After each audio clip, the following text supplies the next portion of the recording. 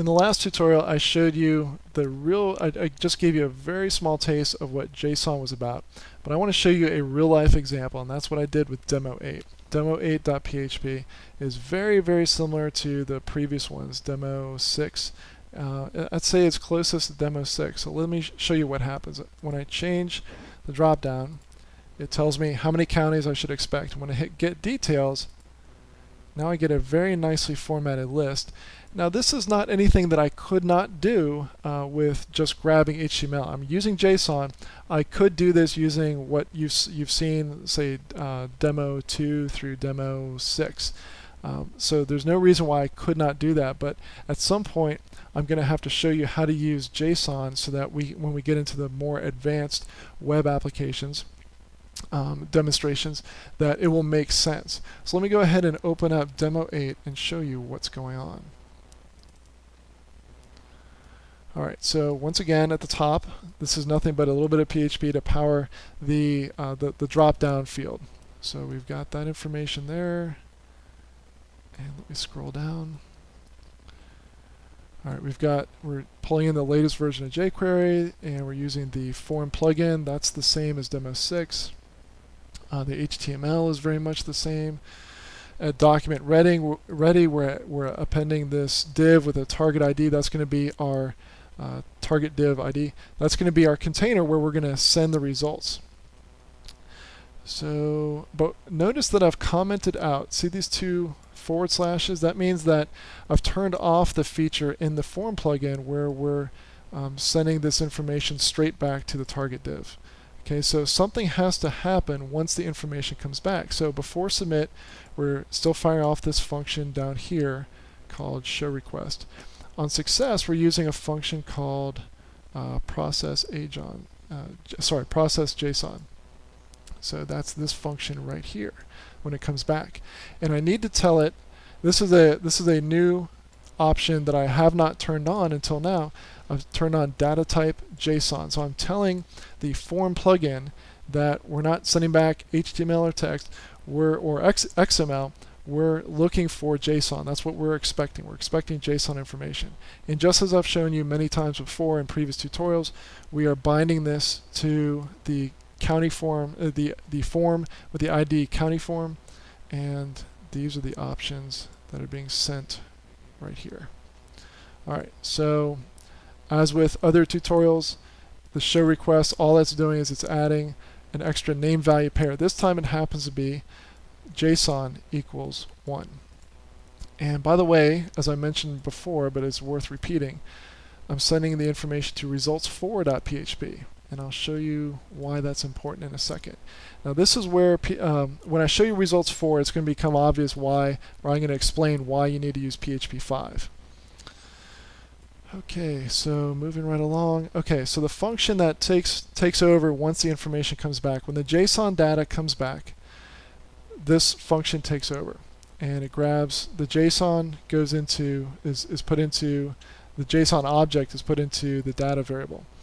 And what we're doing is we're using a function of jQuery to cycle through every value of the JSON object. So for each data that's holding the JSON object, fire off this function.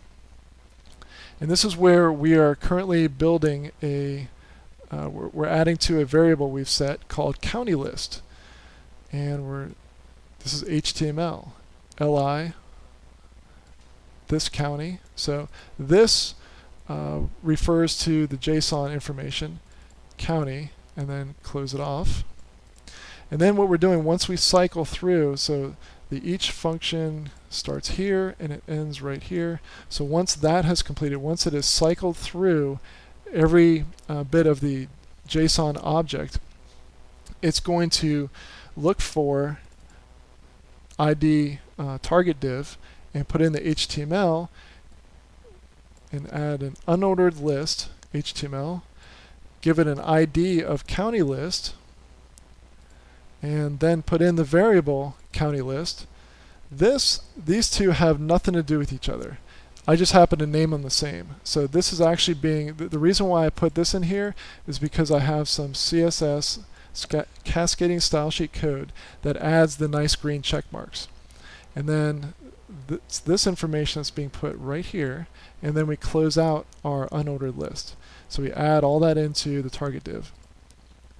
Alright, so let's scroll down, and this is the same code that you've seen before, where once we change the dropdown, it goes over to rowcount.php and grabs the information, says here's how many values you should, here's how many results you should expect.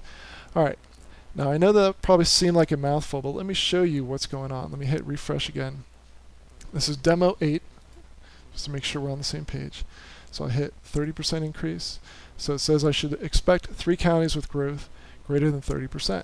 Before I hit get details, let's hit Firebug. And when I hit get details, watch below. Let me slide this over. Okay, so it went to results 4. And if I click this and tell it to load the response, here's what came back. So when I tell it show this county, this dot county, it's grabbing, so it's cycling through this dot county, okay, Flagler County, this dot county, okay, Lake County, this dot county, okay, the last one is Osceola County. Then it's wrapping all of that inside of an unordered list and popping that in there. Now, if you were to view the source code, you're not going to see any of that, except we have, as I've shown you in a previous tutorial, we have the Firefox Web Developer add-on, and so I can view the generated source. So this will show me all the magic that's happened. Here's our target div, and that's where the information was added. So that's where the unordered list was added. And actually, I see that I have 2 target divs, and this is a mistake. It's a mistake that I pointed out earlier, because you might have been wondering, well, where's that unordered list? It's up here inside the first target div. So let me go back, and I'm going to go ahead and fix something. This error is not going to be in your files because I'm going to remove it right now. But sometimes you can learn a lot by seeing a mistake. Okay, here's the mistake, and I breezed through this in a previous tutorial.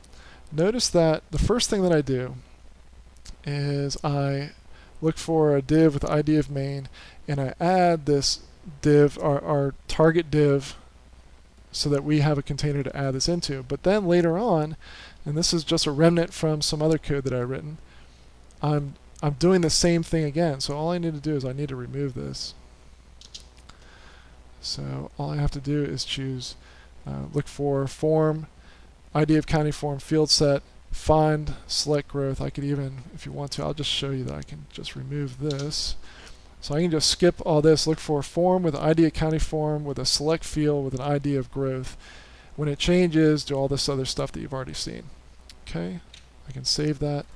And let me go ahead and re-upload this and show you. Here we go. I'll re-upload demo 8. Click drag and drop. Let's hit refresh. Alright. Now you're not going to see any difference in the functionality. Well, okay, it's showing a little bit differently here. Get details. Boom. Alright, so I can view generated source. And there you go. So you got target div, da da da da. Now, if I want to put it back inside of this field set, then what I can do is I can hit Control Z a few times, and all I have to do, so now it's going to look for the field set, it's going to append the target div. So what I'll do this time is I will just remove, where are we? Okay, so I'll remove the first line that says go and add this target div over here. So in other words, I'm just playing around. I'm going to keep the second version, lose the first one. Alright, let's hit refresh. See what we got. 15% increase. Alright, get details. Boom. There we go. So I personally like that version better. And if I view the generated source, scroll down, where are we here? Okay, so here we go. Div ID equals target div. So now I just have one target div, I've just placed it in a different location.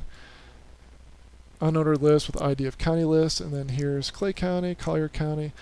So again, if I ever want to figure out what's going on behind the scenes, that's where the web developer extension and the Firebug add-on for Firefox is extremely handy for trying to dissect exactly what's going on behind the scenes when I've got a jQuery powered Ajax application.